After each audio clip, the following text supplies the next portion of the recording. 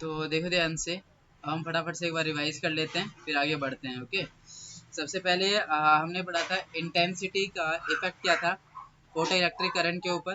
तो बताओ जरा, इंटेंसिटी ऑफ रेडिएशन क्या चेंजेस लाता है फोटो इलेक्ट्रिक करंट में? बढ़ता है या घटता है, क्या होता है बताओ। Preeti, Mansi, effect of intensity of radiation क्या होता है ऑन फोटो इलेक्ट्रिक करंट?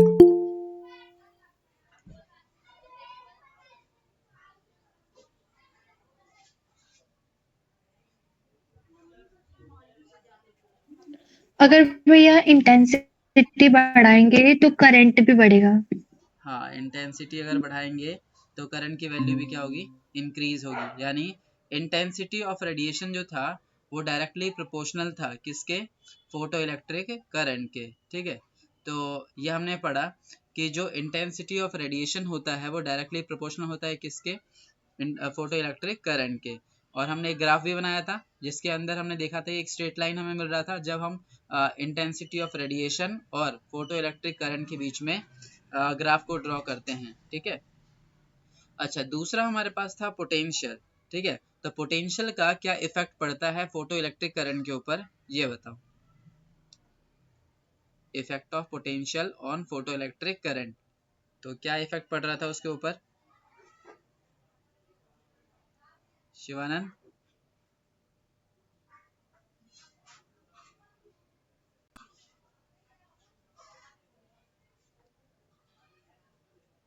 आवाज आ रही है शिवानंद, आर्यन?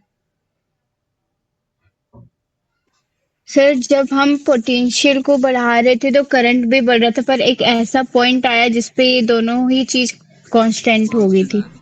आ गई। दोनों से नहीं, हम बोलेंगे जो हमारा फोटो इलेक्ट्रिक करंट होता है वो कांस्टेंट हो जाता है। ठीक है, यानी हाँ और मतलब अगर वही हम होता वोल्टेज को इंक्रीज करते जाएंगे, वोल्टेज को कितना भी आगे बढ़ा लो, तो उसके बाद करंट की वैल्यू चेंज नहीं होती है। यानी एक सैचुरेशन वैल्यू ऑफ करंट हमें मिल वो जो जाता है। स्टॉपिंग पोटेंशियल था वो वाला था ये। नहीं नहीं नहीं, सैचुरेशन करंट वो था जो कि हम पोटेंशियल को जैसे मान लो 10 वोल्ट तक लेके आ गए, 10 वोल्ट पे अब हमें 100 एम्पियर करंट मिल रहा था।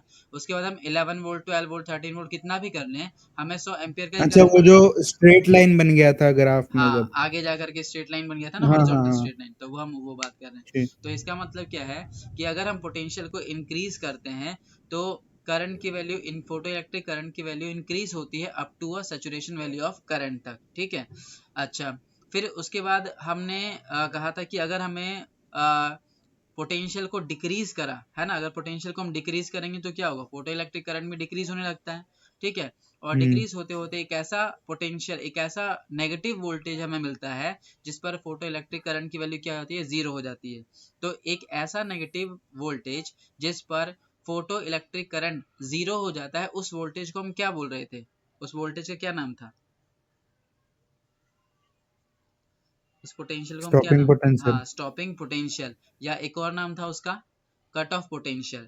तो कट ऑफ पोटेंशियल या स्टॉपिंग पोटेंशियल क्या होता है, it is the minimum negative potential, ठीक है, which is applied in the circuit which stops the flow of current या flow of photo electric current.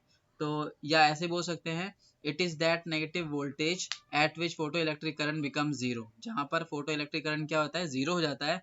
उस वोल्टेज को, उस मिनिमम वोल्टेज को क्या बोलते थे हम, स्टॉपिंग वोल्टेज या स्टॉपिंग पोटेंशियल या कट ऑफ पोटेंशियल। ओके, अच्छा, अगर इसी में ही हम इंटेंसिटी चेंज कर रहे थे तो क्या देखने को हमें मिल रहा था, अगर हम इंटेंसिटी को चेंज करेंगे तो वहां पर जो सैचुरेशन करंट है ना, उसकी वैल्यू इंक्रीज होते जाएगी। अगर हमारी इंटेंसिटी बढ़ रही है तो उसमें सैचुरेशन वैल्यू ऑफ करंट जो है वो भी बढ़ते जाएगा। लेकिन क्या स्टॉपिंग पोटेंशियल, जो स्टॉपिंग पोटेंशियल है उसमें चेंज आएगा,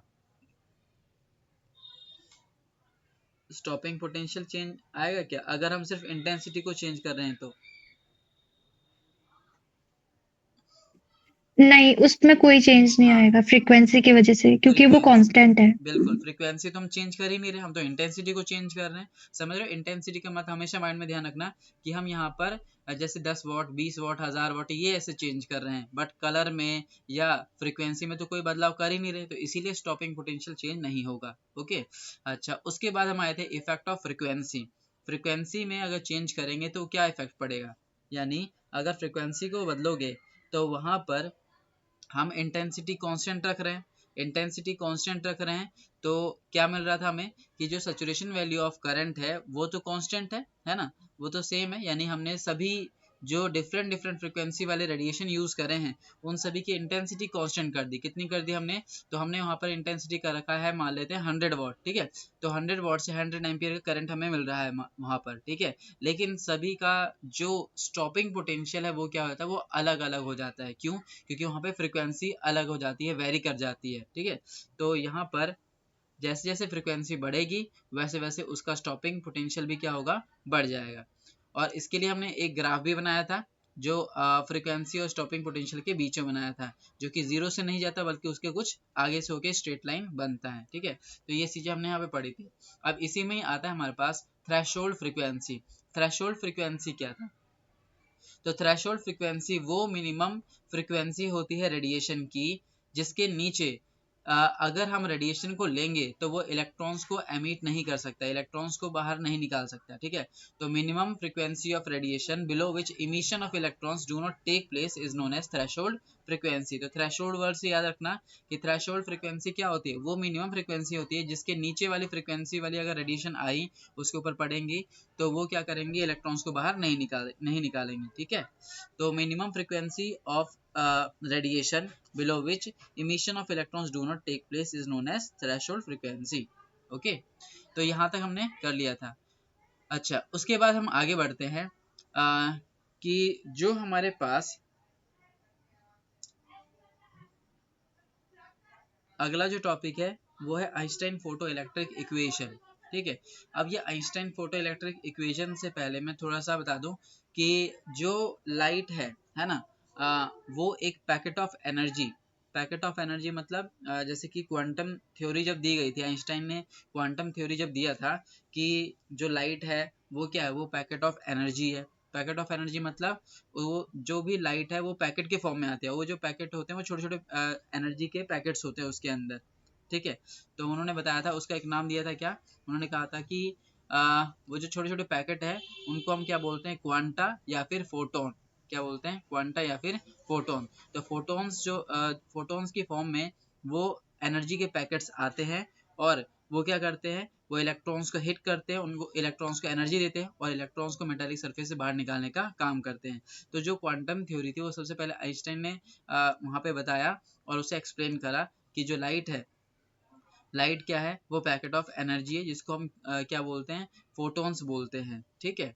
तो उसी के बेसिस पर आइंस्टाइन ने फोटो इलेक्ट्रिक इक्वेशन दिया था। देखो आइंस्टाइन की एक बहुत ही पॉपुलर इक्वेशन है हमारे पास, कौन सी, E is equal to M C square, ठीक है। ये हमने पढ़ा है, E is equal to M, मतलब हमने सुना है इसके बारे में काफी ज्यादा, E is equal to M C square. ये कौन सी इक्वेशन है, ये हमारे पास एनर्जी मास वाली इक्वेशन होती है। एनर्जी का कन्वर्जन मास में और मास से कन्वर्जन एनर्जी में जो होता है उसके बारे में ये बताता है। अब आइंस्टाइन की ये बहुत पॉपुलर इक्वेशन है, लेकिन आइंस्टाइन को इस रिलेशन के लिए नोबेल प्राइज नहीं मिला था। आइंस्टाइन को नोबेल प्राइज मिला था इस इक्वेशन के लिए जो हम पढ़ने जा रहे हैं। ये काफी इंपॉर्टेंट इक्वेशन है ना। और नोबेल प्राइज जो साइंटिस्ट वगैरह होते हैं उनमें ये काफी ज्यादा वैल्यू रखता है, ठीक है।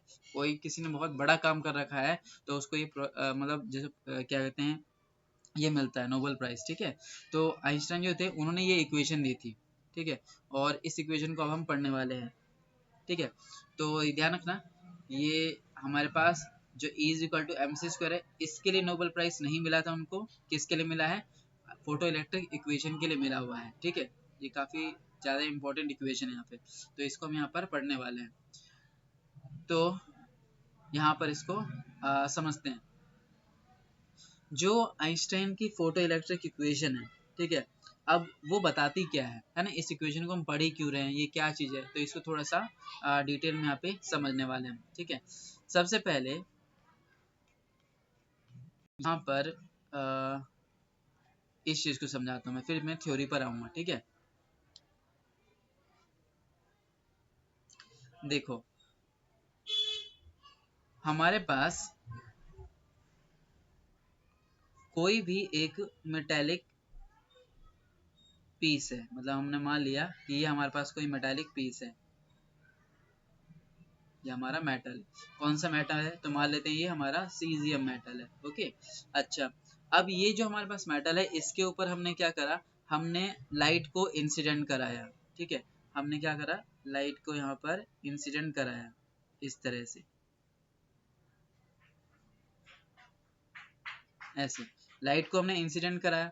अब जो हम लाइट को इंसिडेंट करा रहे हैं, है ना, उसकी जो एनर्जी है वो है E, और E इज इक्वल टू, हमने क्या बोला, E इज इक्वल टू क्या होता है, E इज इक्वल टू होता है एच न्यू। ठीक है, तो ध्यान देना, E is equal to H nu, ये हमारे पास एक रिलेशन है जिसमें H क्या होता है, H होता है यहाँ पे प्लैंक्स कांस्टेंट, और न्यू क्या होता है, फ्रीक्वेंसी। यानी जो भी हम लाइट इस मेटल पीस के ऊपर डाल रहे हैं उसकी कुछ ना कुछ फ्रीक्वेंसी है, और वो फ्रीक्वेंसी क्या है, यहाँ पे न्यू है। ठीक है, तो E is equal to H nu. तो ये जो हमारे पास एनर्जी आई E, है ना, ये किसकी एनर्जी है, ये उन फोटॉन्स की एनर्जी है जो फोटॉन्स उसके ऊपर पड़ रहे हैं, यानी जो लाइट आ रहे हैं पैकेट की फॉर्म में, जिसको हम किस नाम से बुला रहे हैं, फोटॉन्स की फॉर्म में बुला रहे हैं, फोटॉन्स के नाम से बुला रहे हैं। तो ये फोटॉन्स की जो एनर्जी है वो कितनी, E is equal to H nu. अब ये जैसे ही ये रेडिएशन या लाइट इस मेटल सरफेस के ऊपर पड़ते हैं तो ये क्या करेंगे, ये यहाँ पर जो इलेक्ट्रॉन्स बैठे हुए हैं, यानी यहाँ पर जो हमारे पास इस मेटल के अंदर इलेक्ट्रॉन्स बैठे हुए हैं उनको यहाँ से निकालने का काम करेंगे। तो देखो ध्यान से, जो फोटोन की एनर्जी है वो यहाँ पर दो कामों में खर्च होती है। कौन कौन से कामों में? पहला काम होता है इन इलेक्ट्रॉन्स को इस मेटेलिक सरफेस से बाहर निकालना। ठीक है, यानी मान लो ये जो हमारे पास एनर्जी थी वो एनर्जी थी इसके पास 100 जूल की। ठीक है, अब ये 100 जूल में से 30 जूल की एनर्जी तो इस इलेक्ट्रॉन को बाहर निकालने में लग गई, है ना, ये इलेक्ट्रॉन बाहर निकलने में लग गया। अब ये इलेक्ट्रॉन अगर बाहर आ गया है तो बाहर निकालने में जो एनर्जी खर्च हुई वो कितनी हो गई, 30 जूल की एनर्जी खर्च हो गई। अब 100 जूल की एनर्जी से 30 जूल की एनर्जी तो बाहर निकालने में लगी, बचे कितने, बचे 70 जूल। अब वो 70 जूल से क्या करेगा, तो 70 जूल से ये मूवमेंट स्टार्ट करेगा, यानी बाहर जो है वो मूव करना स्टार्ट करेगा, यानी कि इसके पास मोशन होगा। मोशन होगा मतलब इसके पास काइनेटिक एनर्जी होगी। तो यहाँ पर जो भी एनर्जी ऑफ फोटोन होता है वो दो कामों में खर्च होता है। पहला काम इलेक्ट्रॉन्स को मेटेलिक सरफेस से बाहर निकालने के लिए, दूसरा काम उनको काइनेटिक एनर्जी देने के लिए। यानी वो बाहर अगर आ गए तो वो मूवमेंट करना स्टार्ट कर देंगे, तो मूवमेंट करना स्टार्ट कर देंगे मतलब उनके पास काइनेटिक एनर्जी हो जाएगी। ये बिल्कुल वैसा है जैसे कि मान लो कि ये हमारे पास एक बड़ा सा क्लासरूम है जिसके अंदर बहुत सारे बच्चे बैठे हुए हैं ना, और हमने बोला कि इस क्लासरूम से बच्चे को बाहर अगर जाना है तो कम से कम उसके पास 10 रुपए तो होने चाहिए। ठीक है, अब मान लो पैसों की बारिश हो गई, ये है ना, पैसों की बारिश हो गई। अब इनमें से जो कुछ बच्चे थे जिसने 10 रुपए या 10 से अधिक भी कलेक्ट कर लिए होंगे वो तो बाहर निकल सकते हैं। मान लो ये जो बच्चा था इसने ना कलेक्ट कर लिया यहाँ पे 20 रुपए। अब 20 रुपए अगर कलेक्ट कर लिए तो इसे बाहर निकलने के लिए, क्लास से बाहर निकलने के लिए कितने रुपए चाहिए, 10 रुपए। तो वो 10 रुपए देगा और 10 रुपए लेके बाहर क्या करेगा, 10 रुपए बाहर लेकर के वो खाने पीने चला जाएगा, है ना, यानी वो काइनेटिक एनर्जी में कन्वर्ट हो जाएगा। तो यही यहाँ पर भी होता है। ठीक है, अब मान लो जिसके पास 5 रुपए इकट्ठे हुए होंगे, क्या वो बाहर निकल पाएगा? तो आंसर है वो बाहर नहीं निकल पाएगा। क्यों? क्योंकि इस रूम से बाहर निकलने के लिए कम से कम उसके पास 10 रुपए तो होने चाहिए ना। तो इसीलिए यहाँ पर वही इलेक्ट्रॉन्स बाहर निकल पाते हैं जिनके पास वो मिनिमम एनर्जी हो बाहर निकलने के लिए, यानी 30 जूल की एनर्जी लेकर के वो बाहर निकल जाएंगे। अगर उनके पास एक्स्ट्रा एनर्जी है तो वो बाहर मूवमेंट्स करना स्टार्ट कर देंगे। ठीक है, जिसके पास कम एनर्जी होगी तो कम मूवमेंट स्टार्ट करेंगे, जिसके पास ज़्यादा होगा ज़्यादा काइनेटिक एनर्जी के साथ मूव कर सकते हैं। तो यहाँ पर हमने क्या बोला कि जो एनर्जी ऑफ फोटोन है ना, जो लाइट पड़ी है इसके ऊपर, जो रेडिएशन पड़ा है ना, उसको हम क्या बोल रहे हैं, फोटोन, यानी एनर्जी ऑफ फोटोन। तो ये जो एनर्जी ऑफ फोटोन है ये दो कामों में खर्च होती है। किस किस कामों में? पहला, एक तो उस इलेक्ट्रॉन को बाहर निकालने में, यानी वो मिनिमम एनर्जी जिससे वो बाहर निकल आते हैं। अब वो मिनिमम एनर्जी से वो बाहर निकल आते हैं उसको हमने एक नाम दिया था स्टार्टिंग में। कौन सा नाम? उसको हमने बोला था वर्क फंक्शन। याद है? वर्क फंक्शन को हम किसे दिखा रहे थे? फाई नॉट से दिखा रहे थे। तो यहाँ पर भी हम वही कर सकते हैं कि मैं वर्क फंक्शन के लिए क्या यूज करूंगा, यहाँ पर फाई नॉट। तो यहाँ पर मैं फाई नॉट या डब्ल्यू नॉट ये यूज कर सकता हूँ। तो ये फाई नॉट क्या है, यहाँ पर फाई नॉट है वो मिनिमम एनर्जी जो कि उसको बाहर निकालने के लिए चाहिए। तो तुम चाहो फाई नॉट की जगह डब्ल्यू नॉट भी लिख सकते हो। ठीक है, तो यहाँ पे फाई नॉट मैंने लिखा वो मिनिमम एनर्जी जो कि बाहर निकालने के लिए चाहिए, प्लस में अगर वो बाहर आ गए तो वो क्या कर रहे हैं, वो मोशन कर रहे हैं। मोशन कर रहे हैं मतलब उनके पास कौन सी एनर्जी, उनके पास काइनेटिक एनर्जी है।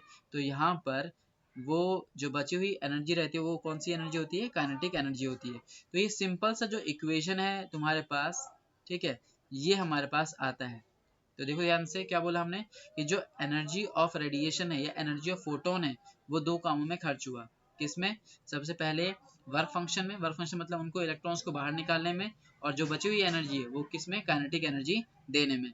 तो यहाँ पर ये दो क्या कहते हैं कामों में खर्च हो गया। अब इसको थोड़ा सा यहाँ पर फॉर्म को सुधारते हैं, मतलब यहाँ पर फॉर्मूले में बदलते हैं। कैसे? तो जो हमारे पास एनर्जी का फॉर्मूला था वो क्या था, वो था हमारे पास E is equal to H nu. क्या होता है? E is equal to H nu. तो ये जो एनर्जी ऑफ फोटोन है इसकी जगह मैं क्या रख दूंगा, मैं रख दूंगा यहाँ पर एच न्यू, जिसमें एच क्या है, एच है यहाँ पे प्लांक्स कांस्टेंट। ठीक है, एच क्या बोलते हैं यहाँ पे, प्लांक्स कांस्टेंट, जिसकी वैल्यू क्या होती है 6.63 इंटू 10⁻⁻34 जूल सेकेंड। ठीक है, ये एच की वैल्यू। न्यू क्या है यहाँ पे, फ्रीक्वेंसी, किसकी फ्रीक्वेंसी, फ्रीक्वेंसी ऑफ रेडिएशन या फ्रीक्वेंसी ऑफ फोटोन, ठीक है, उसकी फ्रीक्वेंसी है। और ये फाई नॉट क्या है, फाई नॉट है हमारे पास वर्क फंक्शन। वर्क फंक्शन वो तो एक टाइप की एनर्जी है, वो मिनिमम एनर्जी है। तो एनर्जी को हम E is equal to H nu लिख रहे हैं। तो यहाँ पर हम चाहते हैं तो इस फाई नॉट को क्या ले सकते हैं, एच न्यू नॉट लिख सकते हैं। ध्यान दें जरा, ये फाई नॉट बेसिकली एनर्जी ही है। कौन सी एनर्जी है, वो मिनिमम एनर्जी जिससे हम इलेक्ट्रॉन्स को बाहर निकाल रहे हैं मेटालिक सरफेस से। तो यहाँ पर फाई इज इक्वल टू हम क्या लिख सकते हैं, एच न्यू नॉट।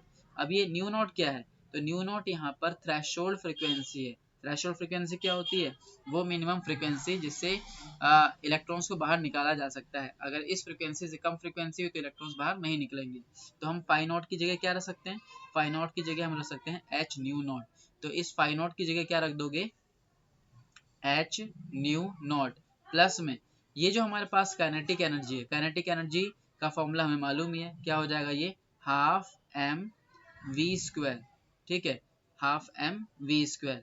तो इसको थोड़ा सा अरेंज कर लेते हैं, ये एच न्यू और ये एच न्यू नॉट है, इसको उठा के इधर लेके आते हैं। तो ये हो जाएगा हम पे एच न्यू माइनस में H nu not is equal to में हाफ एम वी का स्क्वायर। ओके, अब दोनों में से कॉमन क्या आ रहा है हमारे पास, एच आ रहा है। तो एच को हम ले लेंगे बाहर, क्या बच जाएगा यहाँ पे, न्यू माइनस में nu not is equal to half M V square.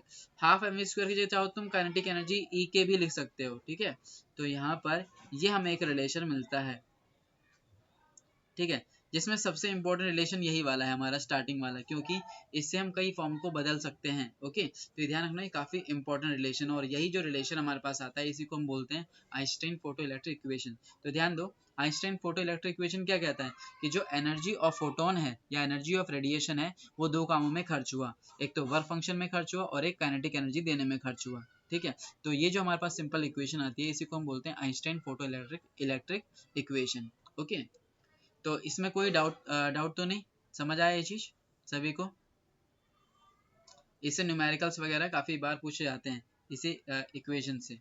ठीक है, तो इसमें यहाँ पर ये this is the Einstein photo electric. भैया एक बार फिर से रिवाइज करा दो। दोबारा देखो जरा यहाँ पे, सबसे पहले जो आइंस्टाइन की फोटो इलेक्ट्रिक इक्वेशन है, ठीक है, वो आइंस्टाइन की फोटो इलेक्ट्रिक इक्वेशन किस थ्योरी पर बेस्ड है, वो क्वांटम थ्योरी के ऊपर बेस्ड है। क्वांटम थ्योरी क्या होती है, क्वांटम थ्योरी के अकॉर्डिंग हम लाइट को पैकेट ऑफ एनर्जी मानते हैं। मतलब जैसे जो ये लाइट आ रही है, जैसे हमने बोला कि मेटालिक सरफेस है हमारे पास,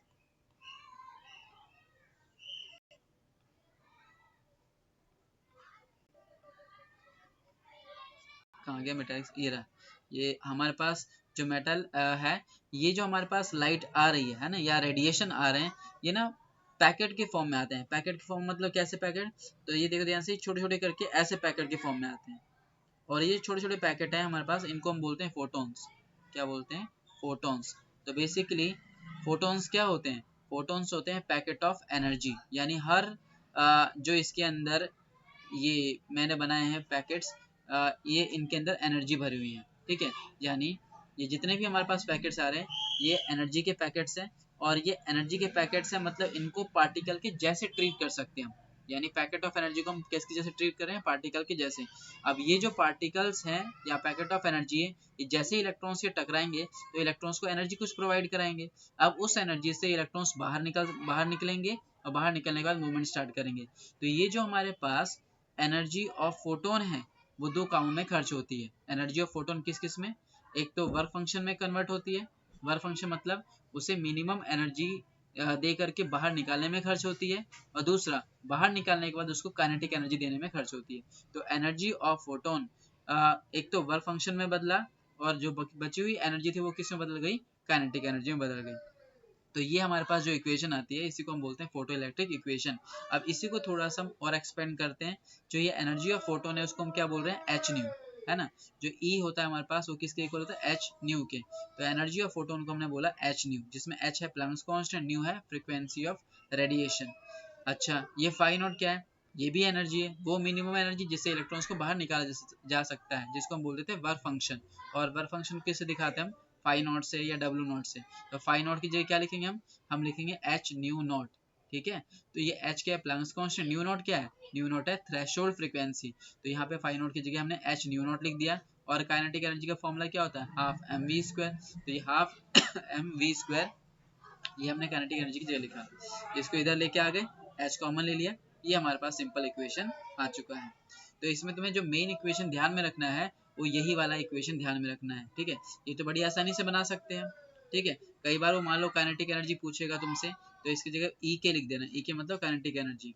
और इसमें हमें थ्रेशोल्ड फ्रीक्वेंसी या फ्रीक्वेंसी ऑफ रेडिएशन गिवन होगा, एच हमें पता ही है तो उसे हम कैलकुलेट कर सकते हैं, या कई बार फ्रीक्वेंसी पूछ लेता है वो। तो ये हमें मेन बेसिक इक्वेशन यही वाली है, जिसको हम बोलते हैं Einstein photo electric equation, okay. तो यहाँ पर ये जो टर्म्स हमारे पास है इसमें कोई डाउट तो नहीं किसी को भी, आया समझ, मानसी? हाँ भैया, क्लियर। ठीक है। अब यहाँ पर थोड़ा सा ये थ्योरी को जरा समझ लेते हैं जो मैंने अभी बताया था, ठीक है। यहाँ पर क्या चीज है, जो आइंस्टीन की फोटो इलेक्ट्रिक इक्वेशन थी ये किस थ्योरी पर बेस्ड थी, ये क्वांटम थ्योरी पर बेस्ड है। क्वांटम थ्योरी क्या होती है, तो इसको थोड़ा सा यहाँ पर समझ लो। जो क्वांटम थ्योरी होती है वो बताता है कि लाइट जो होती है वो पैकेट ऑफ एनर्जी है। पैकेट ऑफ एनर्जी मतलब वो छोटे छोटे पैकेट ऑफ एनर्जी, इनको हम क्वांटा बोलते हैं। क्वांटा मतलब एक छोटा सा पैकेट है। अब ये छोटे छोटे क्वांटा होते हैं, इनको हम फोटॉन्स भी बोलते हैं। तो ये जो हमारे पास पैकेट ऑफ एनर्जी है, ये पैकेट ऑफ एनर्जी अलग अलग रेडिएशन की अलग अलग हो सकती है। मतलब जैसे अगर हम वॉयलेट लाइट की बात करें, है ना, और रेड लाइट की बात करें, तो किसकी फ्रिक्वेंसी ज़्यादा है, तो वॉयलेट की फ्रिक्वेंसी ज़्यादा है। मतलब वॉयलेट वाले जो लाइट है या रेडिएशन है उसमें जितने भी पैकेट्स होंगे, पैकेट ऑफ एनर्जी होंगे, उनकी एनर्जी क्या होगी, रेड वाले से ज़्यादा होगी। अब मान लेते हैं जो वॉयलेट वाले लाइट है ना, उसमें जो पैकेट ऑफ एनर्जी आ रहे हैं उसमें सभी की एनर्जी कितनी है, 10 जूल है, ठीक है। और जो रेड वाले हैं उनमें कितनी है, 555 जूल है। अब हमारे पास एक ऐसा मेटल का पीस है जो कि 10 जूल से ही क्या कर सकता है, बाहर निकल सकता है। तो उसमें हमने वॉयलेट लाइट डाला तो वहां से तो इलेक्ट्रॉन्स बाहर निकलने लगे, लेकिन जैसे ही रेड डालते हैं हम तो इलेक्ट्रॉन्स बाहर नहीं निकलते हैं, ठीक है। तो यहाँ पर क्या है कि हमने देखा कि जो रेड वाले के पैकेट जो थे, है ना, उनके पास इतनी एनर्जी ही नहीं है कि वो इलेक्ट्रॉन्स को बाहर निकाल सके, है ना। उनके पास तो 5 जूल ही आ रहा है हमारे पास, है ना। तो इलेक्ट्रॉन्स कभी 10 जूल इकट्ठा कर ही नहीं पाएंगे, है ना, और वो बाहर निकल ही नहीं पाएंगे। तो यही वजह है कि यहाँ पर एक पर्टिकुलर फ्रिक्वेंसी वाली लाइट को हमें इंसिडेंट कराना होता है, ओके। तो यहाँ पर ये जो क्वांटम थ्योरी थी इसमें बताया गया कि लाइट जो होती है वो छोटे छोटे पैकेट्स होती है, किसकी, पैकेट ऑफ एनर्जी। और इन एनर्जी के पैकेट को हम क्वांटा बोलते हैं। और ये हर एक जो क्वांटा होते हैं, वन जो क्वांटा होता है उसको हम बोलते हैं फोटोन। यानी जो हमारे पास लाइट है उसको हम फोटोन्स भी बोलते हैं, ठीक है।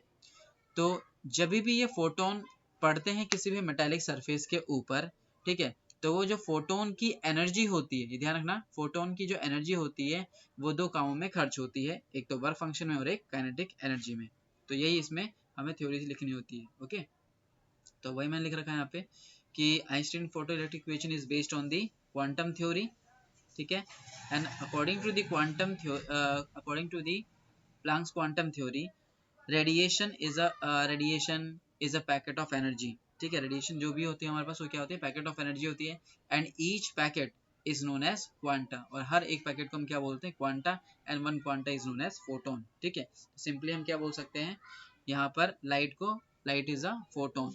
अब यहाँ पे खास चीज ध्यान रखना, ये फोटोन होते क्या है, फोटोन मासलेस पार्टिकल होते हैं। मासलेस पार्टिकल मतलब इनका नेग्लिजिबल मास होता है, यानी जिनका रेस्ट मास क्या बोलते हैं, जीरो, ठीक है। तो ये ध्यान रखना कि जो फोटोन्स होते हैं उन फोटोन्स की स्पीड कितनी होती है, तो फोटोन्स की स्पीड उतनी ही होती है जितनी स्पीड ऑफ लाइट होती है। तो कितनी होती है स्पीड ऑफ लाइट, तो ये हमें मालूम है, स्पीड ऑफ लाइट होती है हमारे पास 3 इंटू 10⁸ मीटर पर सेकेंड। तो ध्यान रखना जो ये हमारे पास फोटोन्स होते हैं, ठीक है, इन फोटोन्स की जो स्पीड होती है वो स्पीड ऑफ लाइट के बराबर है 3 इंटू 10⁸ मीटर पर सेकेंड।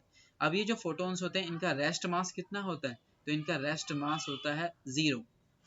क्या बोलते हैं हम इसको, रेस्ट मास जो होता है इसका, ये हम लेते हैं जीरो।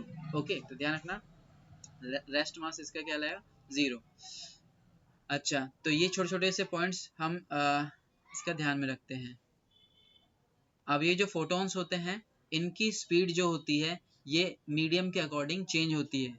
वो कैसे, तो हमने पढ़ा था कि जैसे रेडिएशन एक मीडियम से दूसरे मीडियम में जाता है तो उसकी स्पीड डिक्रीज हो जाती है। अगर मान लो वैक्यूम से एयर में गया, एयर से ग्लास में गया, ग्लास से वाटर में गया, तो हम मीडियम को बदल रहे हैं, मीडियम को बदल रहे हैं तो उसकी स्पीड पे फर्क पड़ेगा। तो यहाँ पर फोटोन्स की स्पीड भी क्या होती है, मीडियम में चेंज होती है। तो यहाँ पर there is variation in the speed of photon when medium changes, ठीक है। तो मीडियम जब चेंज होगा तो उसकी स्पीड क्या होगी, डिक्रीज होगी, स्पीड क्या होगी, डिक्रीज होगी। तो ये वाले सारे पॉइंट्स जो होते हैं ये फोटोन के लिए एप्लीकेबल होते हैं जो हमने रेडिएशन में पढ़े थे। ओके, तो इसी थ्योरी पर ये कॉन्सेप्ट लाया गया था। ओके, तो यहाँ पर इसके लिए हमने एक्सप्रेशन भी यहाँ पर फाइंड कर दिया। तो ये ध्यान रखना, ठीक है। सिंपल यही रिलेशन ध्यान रखोगे तो बड़ी आसानी से इक्वेशन बना सकते हो कि energy of photon is equal to यहाँ पे वर्क फंक्शन प्लस में काइनेटिक एनर्जी। ओके, अब एक छोटा सा न्यूमेरिकल देखते हैं यहाँ पर क्या क्या रखा है इसने। जैसे सॉरी, यहाँ पर क्वेश्चन में क्या रखा है, calculate the frequency of calculate the frequency sir associated. आपकी स्क्रीन नहीं दिख रही है। स्क्रीन नहीं दिख रही है, यस सर, नहीं दिख रही। एक सेकेंड।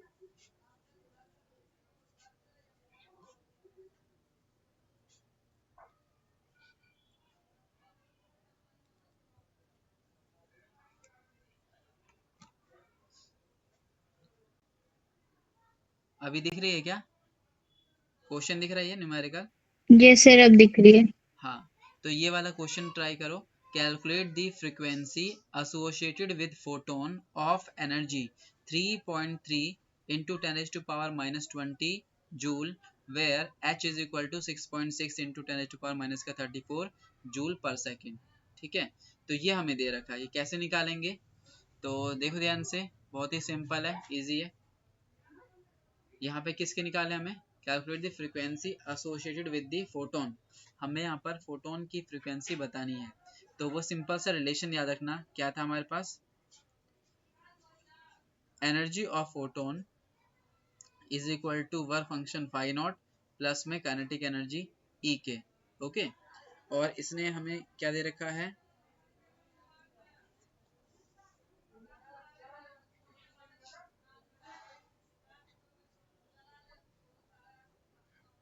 अच्छा इसने तो बस सिंपल फ्रीक्वेंसी ही पूछी तो बड़े आसानी से हो जाएगा, इसके लगाने की जरूरत नहीं पड़ेगी हमें।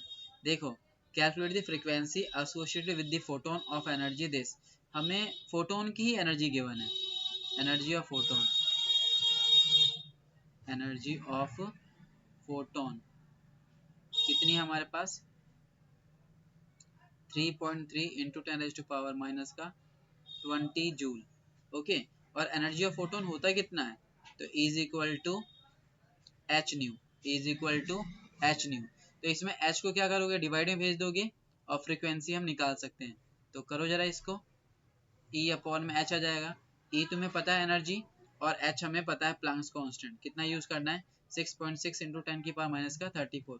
तो बताओ जरा फ्रीक्वेंसी क्या आ रही है, कैलकुलेट करो।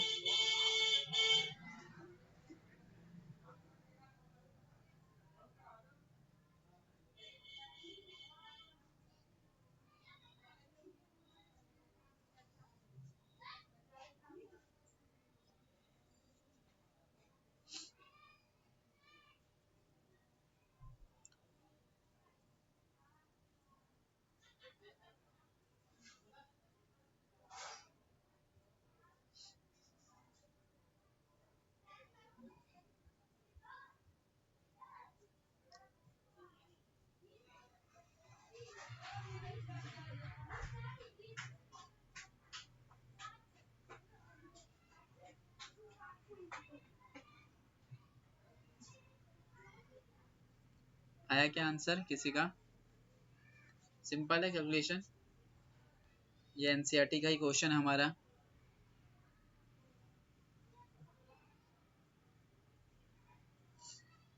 सर 0.5 इन 10 की पावर -14 आ रहा है, सॉरी +14। अच्छा +14, 0.5 इंटू 10 की पावर माइनस का +14 ना, हाँ बिल्कुल सही आ रहा है। ठीक है, हर्ट्स यूनिट क्या आएगी इसकी, हर्ट्स। ओके, आ गया बाकी सभी का। हमारे पास ये आंसर आ रहा है फ्रीक्वेंसी की। 0.5 में लाओगे तो 0.5 इंटू 10 की पावर 14, या अगर हम पॉइंट को शिफ्ट करेंगे तो 5 इंटू 10 की पावर 13 हर्ट्स। ओके, तो ये आ गया हमारे पास फोटोन की फ्रीक्वेंसी। आ गया सभी का।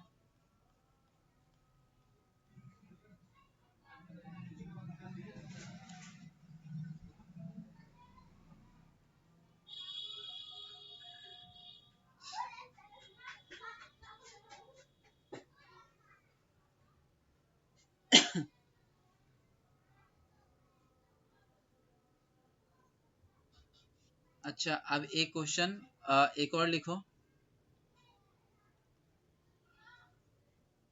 आगे बाकियों का आया क्या?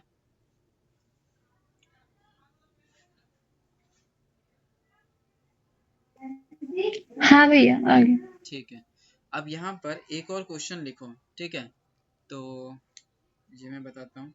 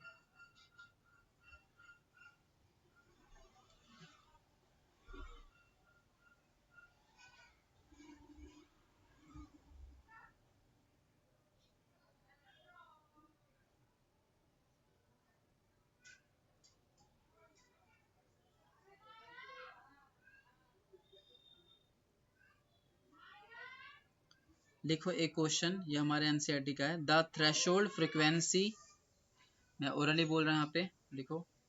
The threshold frequency for a certain metal, the threshold frequency for a certain metal is 3.3 into 10 raised to power 14 hertz। 14 hertz। ठीक है, क्या दे रखा है इसने, थ्रेशोल्ड फ्रीक्वेंसी दे रखा है। ऑफ सर्टेन मेटल, किसी मेटल की सर्टेन जो थ्रेशोल्ड फ्रीक्वेंसी है वो हमें गिवन है। अब थ्रेशोल्ड फ्रीक्वेंसी किससे शो कर रहे थे हम, तो याद होगा न्यू नॉट से। किससे, न्यू नॉट से। तो न्यू नॉट हमें गिवन है 3.3 इंटू 10⁻14 हर्ट्ज, फुल स्टॉप। उसके बाद लिखो if light of frequency, if light of frequency 8.2 into 10 raised to power 14, 8.2 into 10 raised to power 14 hertz is incident on the metal, is incident on the metal, comma, predict the cutoff voltage, predict the cutoff voltage for the photoelectric emission, for the photoelectric emission, for the photoelectric emission। ठीक है। अब ये जो 8.2 into 10 की power 14 hertz है, ये किसकी frequency है, ये लाइट की फ्रीक्वेंसी है। लाइट की फ्रीक्वेंसी है तो इसको किससे डिनोट करेंगे हम, न्यू से डिनोट करेंगे। तो न्यू नॉट पता है हमें, न्यू पता है हमें। ओके, क्या कह रहा है इसमें, कह रहा है predict the cut off voltage. Cut off voltage मतलब स्टॉपिंग वोल्टेज, ध्यान रखना जरा। न्यू वो हमसे वी नॉट पूछ रहा है, वो क्या होगा, for the photo electric emission, इस फोटो इलेक्ट्रिक इमिशन के लिए। ओके, तो ये जो हमारे पास क्वेश्चन है ना।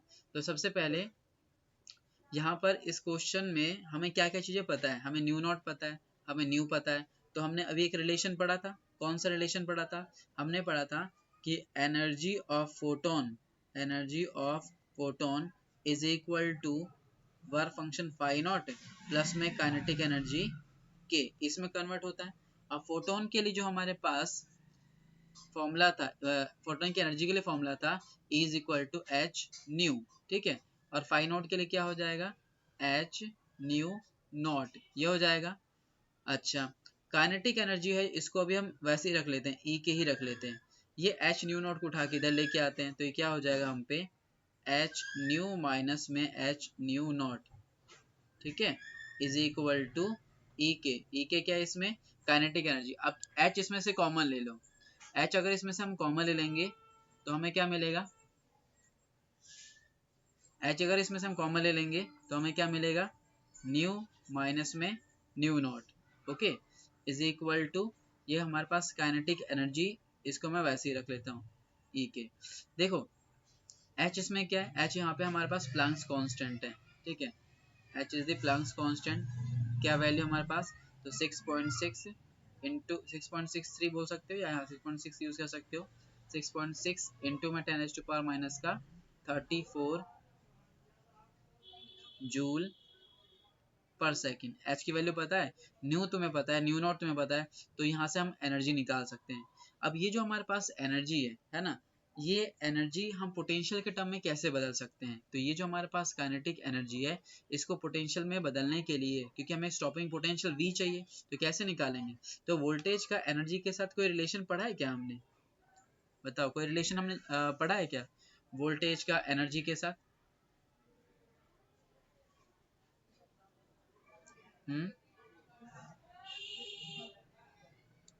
बताओ, क्या था हमारे पास, वोल्टेज का एनर्जी का कोई रिलेशन,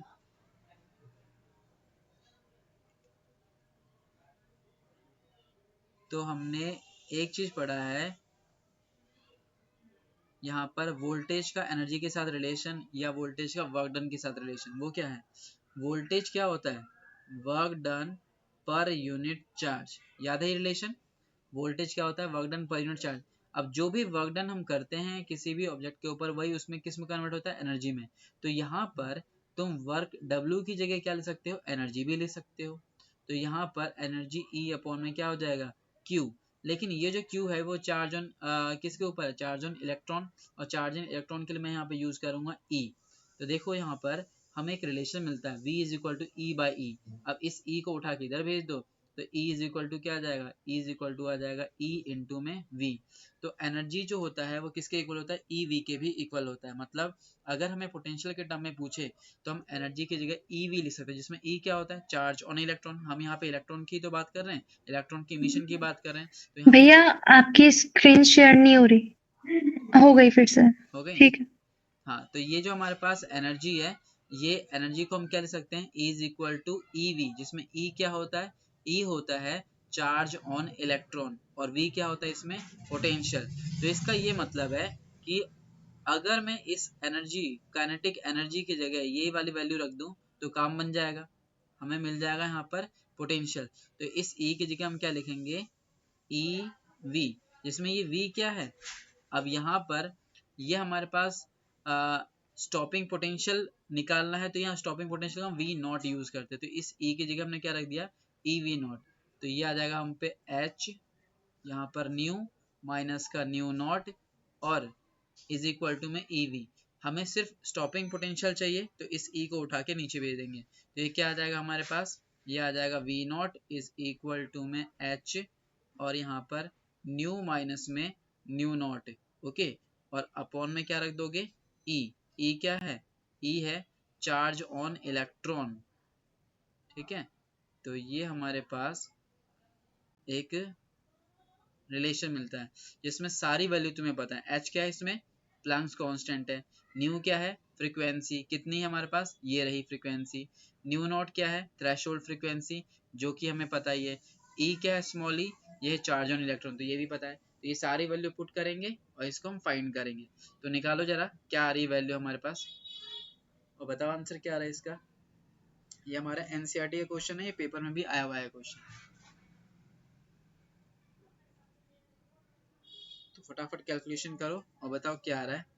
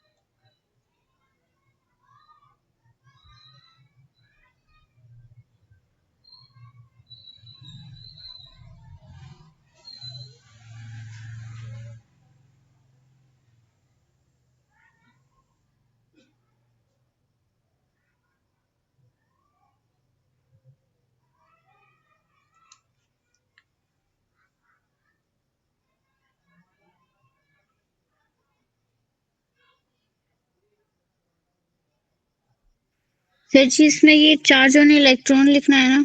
हाँ, ई जो स्मॉल ई है वो हमारा चार्ज ऑन इलेक्ट्रॉन है। कितना होता है, 1.6 इंटू 10⁻⁻ का 19 कूलम, ठीक है।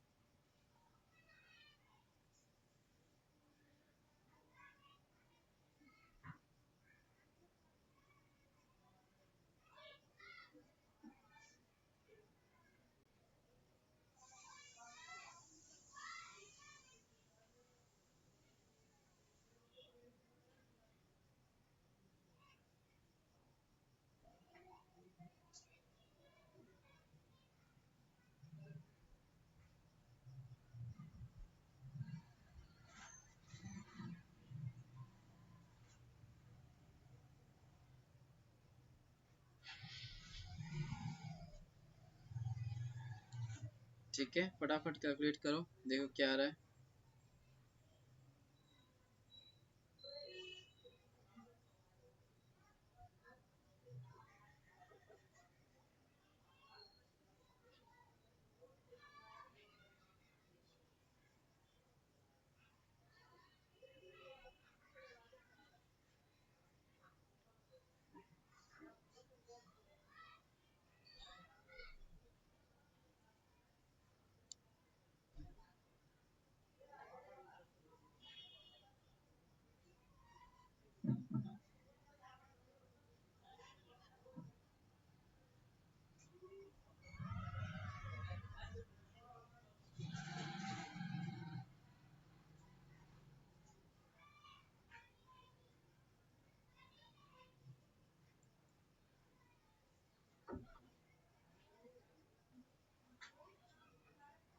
आया किसी का आंसर?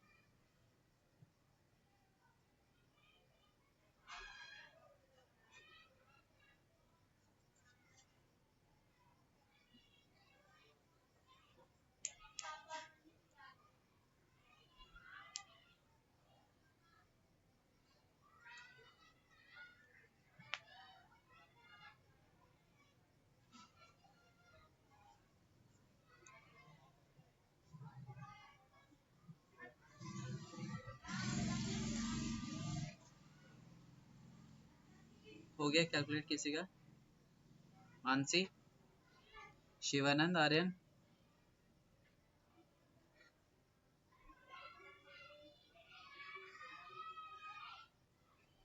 इंपॉर्टेंट क्वेश्चन है ये, पेपर में आया हुआ क्वेश्चन, इसीलिए इसे करो जल्दी से।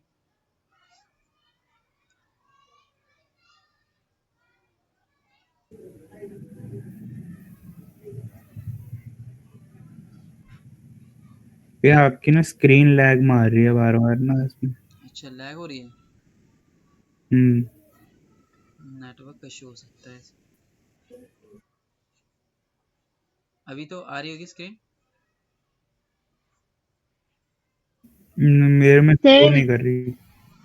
हाँ बताओ। सर 2.03 इंटू 10⁻⁹ 10⁻⁹ -9 तो नहीं आना चाहिए। 2.02 आ रहा है इसमें, 2.03, सिर्फ इतना ही आ रहा है। हाँ 2.03। हाँ और 2.0। 10 कितनी आ रही है? 10 की पावर है ही नहीं इसमें, इतनी ही आ रही वैल्यू, 2.03। नहीं है। हाँ, क्योंकि देखो यहाँ पर 10⁻14 जो है ना वो कॉमन ले लेंगे, तो 34 में से 10⁻14 चला जाएगा तो 10 की पावर माइनस का 20 बचेगा, और नीचे 10 की पावर -19 है, तो 10 की पावर -20 में से 19 है तो 10 की पावर -1 बचेगा। 10 की पावर -1 नीचे जाएगा ना, तो हमारे पास ये 2.03 सिर्फ इतना ही बच जाएगा, तो इतना आना चाहिए 2.03। ये हमारा आंसर आ रहा है।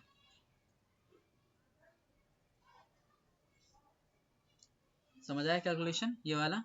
यहाँ से ये वाला 10 की पावर 14 और ये 10 की पावर 14 को हम ले लेंगे बाहर, ठीक है, बाहर ले लेंगे तो 10 की पावर -34 में से 14 चला जाएगा, तो ये बचेगा हमारे पास माइनस का 20, -20, और 10 की पावर -19 है, तो -20 में से 19 को हटा देंगे तो 10 की पावर -1 बचेगा, और 10 की पावर -1 बचेगा तो हमारे पास वहाँ पे सॉल्व करने के बाद 20.3 कुछ आ रहा हो तो अपॉन में ला देंगे, तभी आ जाएगा 2.03 वोल्ट। आया बाकियों का आंसर?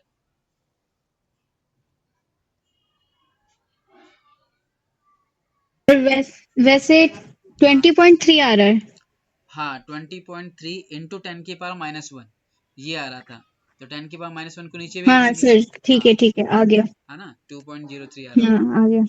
हाँ चलो, तो ये वाला क्वेश्चन हमारे पास हो गया, तो इसको यहीं तक रखते हैं, और एक क्वेश्चन में एक दो क्वेश्चन में यहाँ पर व्हाट्सअप कर रहा हूँ तुम्हें, वो घर से करना है, ठीक है? ठीक है, फिर नेक्स्ट अब फिर करेंगे नेक्स्ट क्लास बाद में, तो इसको यहीं तक ही रखते हैं। बाकियों का आया आंसर? मानसी, आर्यन?